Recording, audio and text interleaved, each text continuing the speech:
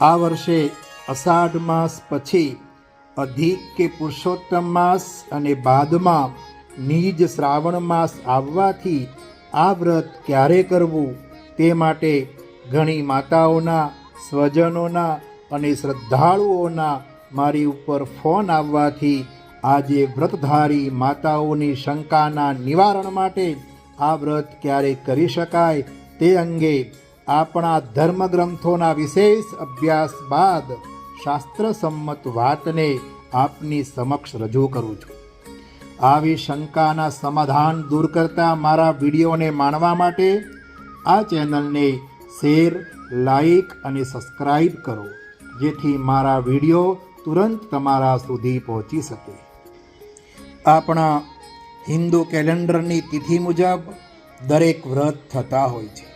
જેમ કે શ્રાવણ માસની પૂર્ણિમા એટલે રક્ષાબંધન, ફાગણ સુદ પૂર્ણિમા એટલે હોળી, ભાદરવા સુદ ચોથ એટલે ગણેશ ચોથ, ભાદરવા સુદ પૂનમથી અમાસ સુધીના 16 શ્રાદ્ધ અને આસોની એકમથી નોમ સુધી નવરાત્રિ વગેરેની જેમ અષાઢ માસની અમાસ યાને કે દિવાસાથી શરૂ થતું વ્રત એટલે દશામાનું વ્રત.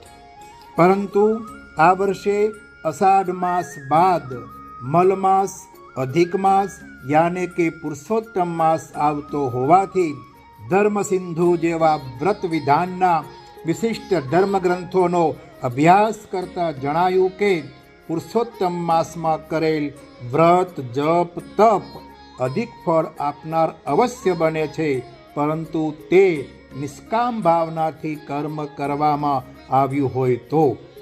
સકામ ભાવનાથી અર્થાત કોઈ પ્રકારના ફળની આશાથી કરવામાં આવેલ કર્મ અધિક ફળ આપનાર બનતું નથી. જ્યારે દશામાનું વ્રત દશેય દિશાઓથી સમૃદ્ધિ પ્રાપ્ત કરવા, દરિદ્રતા દૂર કરવા, સ્વાસ્થ્ય અને તંદુરસ્તી માટે, વિપરીત દશા કે ગ્રહોને અનુકૂળ કરવા માટે અર્થાત ફળની વિશેષ સિદ્ધિ માટે સકામ ભાવનાથી કરાતું વ્રત માતાઓ દ્વારા કરાય છે. માટે આ સકામ ભાવનાથી કરાતું વ્રત અધિક માસમાં સુફળ આપનારું બનતું નથી. કહ્યું છે કે પુરુષોત્તમ માસે સકામ ઉપાસના ન કર્તવ્યમ, અર્થાત પુરુષોત્તમ માસમાં કોઈ સકામ ભાવનાવાળું વ્રત વિશેષ ફળની સિદ્ધિ આપનારું બનતું નથી. માટે જો અષાઢી અમાસથી શ્રાવણ સુદ દશમ સુધી દશામાનું વ્રત કરવાની પરંપરા આ વર્ષે અપનાવી શકાય તેમ નથી. કારણ કે અષાઢી અમાસ યાને કે દિવાસાના દિવસે આ વ્રત શરૂ કરવામાં આવે તો બાદમાં મલમાસ, અધિક માસ યાને કે પુરુષોત્તમ માસ આવતો હોવાથી શાસ્ત્રમાં કહ્યા મુજબ સકામ ભાવે કરાતા આ દશામાનું વ્રત ફળ પ્રાપ્ત કરનાર બની શકશે નહીં. આ વર્ષે તારીખ 17/7/2023 સોમવતી અમાસ યાને કે દિવાસાના દિવસથી આ વ્રત શરૂ કરી શકાય તેમ નથી. છતાંય કોઈના મનમાં અષાઢી અમાસ યાને કે દિવાસાથી વ્રત કરવાની એક શ્રદ્ધા કે ગ્રંથિ પડેલી હોય તો તેઓ તેમની શ્રદ્ધાપૂર્વક આ વ્રત કરી શકે છે, પરંતુ તેનું વિશિષ્ટ ફળ વ્રત કરનારને પ્રાપ્ત થઈ શકશે નહીં. કેટલાક રાજ્યોમાં ચૈત્ર માસની વદ એકમથી દસમ સુધી કે માત્ર ચૈત્ર વદ દસમના દિવસે પણ આ વ્રત કરવાની પરંપરા કે શ્રદ્ધા છે. વર્ષમાં એકવાર આવતા આ વ્રતને શાસ્ત્રસંમત રીતે કરવું જોઈએ. અને વિશિષ્ટ ધર્મગ્રંથોમાં મલમાસ, ગુરુ શુક્રના અસ્ત સમયે, વ્યતિપાત વૈધૃતિ જેવા યોગમાં સકામ ભાવનાવાળા વ્રતો ન કરવાનું દર્શાવેલ છે. આમ જોઈએ તો કોઈ જ પંચાંગમાં દશામાનું વ્રત ક્યારે શરૂ કરવું કે ક્યારે પૂરું કરવું એનું વિધાન દર્શાવવામાં આવેલું હોતું નથી. શાસ્ત્રમાં તો કહ્યું છે કે કોઈ પણ લાંબુ વ્રત જ અમાસથી ન કરી શકાય. માટે જ ફળસિદ્ધિ અપાવનાર આ વ્રત આમ તો આ વર્ષે નિજ શ્રાવણ માસની 1 થી 11 સુધીના 10 દિવસોમાં કરી શકાય, પરંતુ અમાસથી શરૂ કરવાની પરંપરા કે શ્રદ્ધા હોવાથી અધિક માસની અમાસના દિવસે યાને કે તારીખ 16/8/2023ને બુધવારે આ વ્રત શરૂ કરવું અને નિજ શ્રાવણ માસના 10 દિવસો દરમિયાન આ વ્રત કરવું. આ વ્રત માં શક્તિની ઉપાસનાનું વ્રત છે.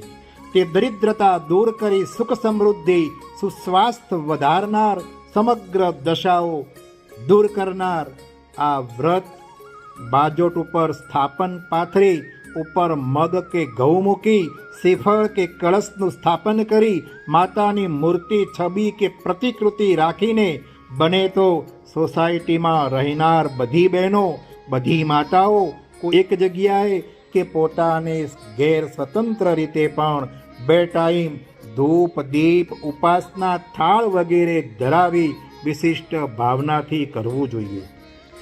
તથા પીળા દોરાને મનની મનોકામનાની પૂર્તિની પ્રાર્થના કરી 1 એમ 10 ગાંઠ મારી માતાજીના સ્થાપનમાં મૂકવામાં આવે છે. બાદમાં બહેનો કે માતાઓ આ દોરાને આખું વર્ષ બાંધે છે અથવા તો સાચવીને રાખે છે. ક્યાંક ભગવાન વિષ્ણુનો જેમ વાસ છે તેવા પીપળાની પૂજા, વંદના, આરતી, ધૂપ, દીપ કરી કાચા સૂતરની 10 પરિક્રમા કરી પીપળાને સૂતર વીટે છે.